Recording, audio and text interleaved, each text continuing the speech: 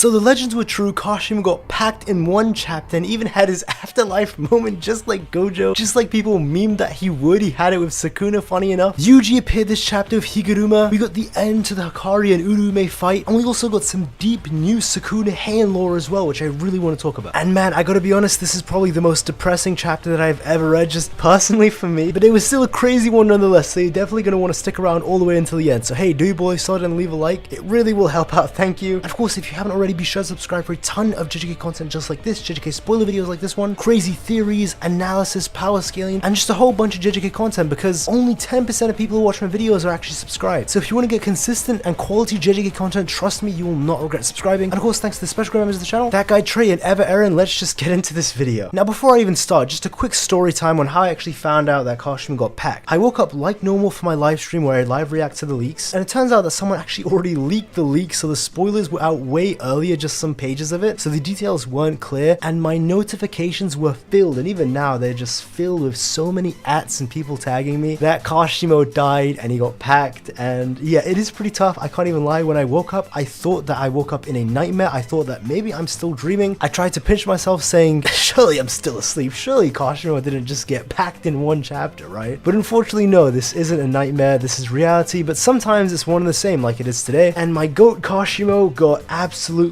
destroyed, demolished, and low diffed. It was pretty bad, and the unfortunate part is, it's not like he even looked that bad, it's just that Sukuna looked very strong. And I know people are going to be like, oh, you're coping. No, trust me, if Kashimo looked super ass, I would just say it like I did for a lot of the characters I support. I think it's just one of those cases where Kashimo, unfortunately, regardless of how strong he is, he's just up against someone so much stronger, so overwhelmingly powerful, that it just makes him look weaker. And I'll get into all the scaling later on in the video, but to be honest, does it even matter where he scales? Does it even matter if he's top 3 or whatever? He still got low diffed, he got absolutely toyed with, and it was pretty embarrassing, I'm not gonna lie, especially considering I was pushing these Kashimo's gonna high diff agenda for a year and a half since his 5 Akari ended. I've been pushing that he's gonna give Sukuna the fight of his life. I never said he'd beat Sukuna, but I said it'd be a very tough fight, it'd be a couple chapters. It looks like I was very wrong, and damn does it hurt a lot, because this is coming right after my Gojo agenda, where Gojo just gets one shot off screen and embarrassed, by the way, and I'll get into how this chapter makes Gojo look 10 times worse as well, considering just how powerful Heian Era Sukuna looks. But I think I'm noticing a pattern. So I had my Ryu agenda, he gets one shot no diff. I had my Gojo agenda, he gets off screen while Sukuna is holding back majorly, and one shot as well. But my Kashimo agenda, and he barely lasts 2 chapters, right? Only 2 chapters, and he gets low diff. So seeing this pattern and realizing how cursed all my agendas and takes are, I want to announce that I'm officially hopping on the Yuta agenda. GEGE AKUTAMI and the JJK gods, if you're listening to this, if you're watching this, just know that I am on the Yuta agenda right now. So seeing how I get all my agendas wrong and all the characters that I support get embarrassed and one shot, yeah, I think I'm investing all my stocks into Yuta, and boy, I sure hope he doesn't get a horrible death now that I've said I'm supporting Yuta and I'm on his side. Surely GEGE will spare him now, right? Now that Kyle Reese is supporting him, because Kyle Reese is never wrong. And because of that, yeah, I'm on the Yuta train all the way now. Let that be known, JJK gods and GEGE AKUTAMI. The chapter begins with Kashimo analyzing Sukuna with his X-ray enhanced eyes, and the narrator says that Kashimo was seeing perfection. Oh my goodness. The narrator is glazing Sukuna to high heaven. So we have Gojo glazing him, and then we have Kashimo and the narrator glazing him as well. Like, this is just incredible. This really is Sukuna Kaisen. I really gotta say, I invested wrong. Sukuna is the definition of him. He is actually the MC of MCs. He's literally like Madara if Madara wasn't in a plot-based story, where if Madara wasn't in a more safer shonen story. Well, let's be real, Madara would have killed the 5 Kage, and there was a ton of characters he definitely would have slaughtered if it were a JJK more realistic-esque world. That's pretty much Sukuna, and I want to be honest, he's just more of a menace and a Black Air Force than Madara. And do you know how insane that is to say? Because Madara is the goat of Black Air Force energy, but Sukuna really might be more than that. He's just off-screening the strongest characters in the verse, the most popular characters in the verse. Even Madara wasn't doing this. Madara just wasn't able to due to the plot, but Sukuna, apparently he is the plot. Like, this guy is the GOAT, and I can't help but glaze him. I know I'm glazing him so much, but what do do you expect from me when Gojo is just wanking this guy to high heaven in the afterlife? The narrator's calling him perfection. The editor says that he's the strongest. Gojo says that he's the strongest and that he was holding back. I mean, what do you want me to do? I can do nothing but glaze Sukuna and admit I was wrong. And speaking of that, I actually did formally post an apology on Twitter. I posted a handwritten letter. I'm showing it on the screen right now because I actually promised that if Kashimo gets one shot or if he gets low diff, like he does no damage and he gets toyed by Sukuna, I would write a handwritten apology apologizing to all JJK fans and Sukuna fans for my transgressions and heinous crimes. And yes, I did it. I'm man of my word. As hard as it is, I'll always take the L's and I'll keep my promises. The narrator then explains that even if Sukuna had to use hand signs, his other two hands will be free. He can use non-stop chants without straining his lungs due to having more mouths. He's just more superior than any other sorcerer. So yeah, this was a very common theory for a decent while now that I've made in a lot of my videos as well. A lot of people have believed this, where once Sukuna has his other two arms and multiple mouths, so in his Heian form, he can basically use chants and hand signs to increase every single one of his attacks. It was a pretty obvious theory, and yeah, it turned out to be true, so nothing surprising there, but it's just insane that it is, because dear god, as if this guy wasn't already the strongest in the verse, one-shotting Satoru Gojo, like as if he wasn't strong enough already. Now this is really cool. We get some Sukuna lore here. He says Sukuna had finished off the 5 Void Generals and the Sun, Moon, and Star squad of the North Fujiwara clan, and also made the Desichi squad of Sugawara clan and angels from the Abe clan's retreat. So okay, he was fighting Gojo clan members back in the Heian era. Obviously we already know how he destroyed the Fujiwara clan's top tiers, so the 5 Void Generals and the Sun and Moon, but it's interesting to learn the lore on angels. So there was just a clan of angel-like beings, or people who are like Angel, and Sukuna just decimated them. So I guess that explains why Angel is out for blood right now, and Angel came all the way from the past to actually fight Sukuna. You get a really cool mural of all of the ancient Heian sorcerers battling out Sukuna, and Sukuna looks nothing short of mythical and godlike. Kashimo proceeds to glaze Sukuna even more and says he is mesmerized and calls Sukuna beautiful, and then he proceeds to attack. Sukuna grabs a hold of Kashimo, punches him away, he starts tensing an attack, and he warns Kashimo to dodge. And Sukuna launches a huge dismantle slash, and Sukuna realizes that that's the attack which ended Gojo. So the reason right now which Kashimo can actually perceive all of this and know what that attack is because he's got his third eye open, and right now he's looking faster than Gojo, since mind you, even a regular cleave and dismantle slash without chance, so without it being amped by hand signs and chants and all that, was already blitzing Gojo multiple times in the Gojo vs Sukuna fight, not even including the one time he gets one shot at the end. Yeah, it seems like Kashimo, at least he seems to be much faster than Gojo. Obviously I'm not saying he's stronger than Gojo. Gojo still has his limitless and of course his unlimited void. It does seem like Kashimo is the second fastest character in the series, at least. Again, not saying he's stronger than Gojo, just putting it out there, but of course it is looking like he's still a lot stronger than a lot of other characters, because characters like Uraume, Yuta, Hakari, and Kenjaku canonically would have been defeated after one single punch from Sukuna, let alone they would not have seen the slash coming or even been able to perceive it even if Sukuna warns them, and they would have gone in one shot anyway in that way. And again, it's one of those things where I'm just looking at the feats, I'm just looking at what we saw in the series and being as objective as I can be, but I realize that this is a pretty agenda-based fan base, which I've also partaken in, right? I'm not going to blame everyone else. I'm also pretty heavy on the agendas, so I know people aren't going to give Kashimo his flowers, or at least even analyze these feats even semi-objectively, and they're just going to call it coping, but at the very least, it seems like Kashimo scales